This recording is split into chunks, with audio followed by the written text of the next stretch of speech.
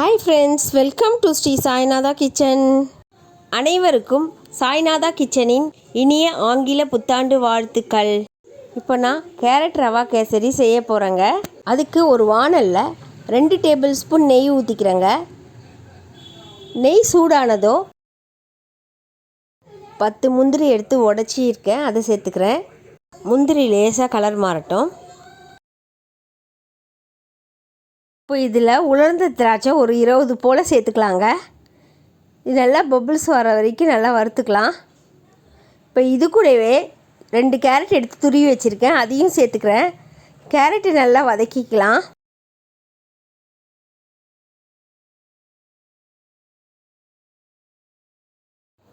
Carrot நல்லா வதங்கியாச்சு. இப்போ இது கூடவே 1 கப் அளவு ரவையை சேர்த்து நல்லா வறுத்துக்கலாம்.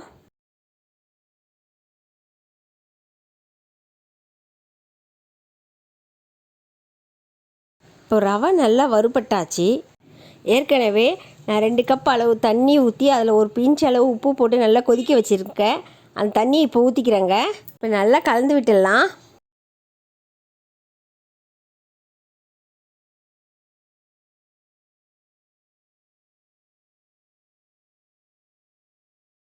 இப்போ நல்லா கலந்து விட்டாச்சு. இப்போ இதில் 1.5 கப் அளவு சர்க்கரை சேர்த்துக்கணும். நான் ஃபஸ்ட்டு 1 கப் அளவு சர்க்கரை சேர்த்து நல்லா கலந்து விட்டுக்கிறேன். இனிப்பு கொஞ்சம் தூக்கலாக வேணும்னா இன்னும் ஒரு 1/2 கப் சர்க்கரை சேர்த்துக்கங்க. எனக்கு திட்டமான இனிப்பு போதும், அதனால் நான் இந்த அளவு சேர்த்துக்கிறேன். இல்லை கம்மியாக வேணும்னா 1 கப் சர்க்கரை நீங்கள் சேர்த்துக்கலாம், அது உங்களுடைய விருப்பந்தாங்க.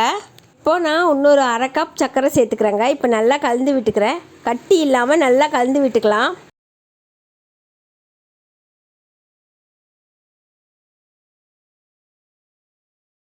இப்போ நல்லா கலந்து விட்டாச்சு. இதில் 1 டீஸ்பூன் ஏலக்காய் தூள் சேர்த்துக்கிறேன்.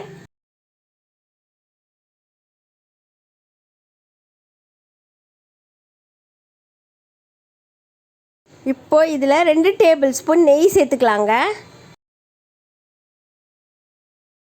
இப்போ நல்லா கலந்து விட்டுடலாம்.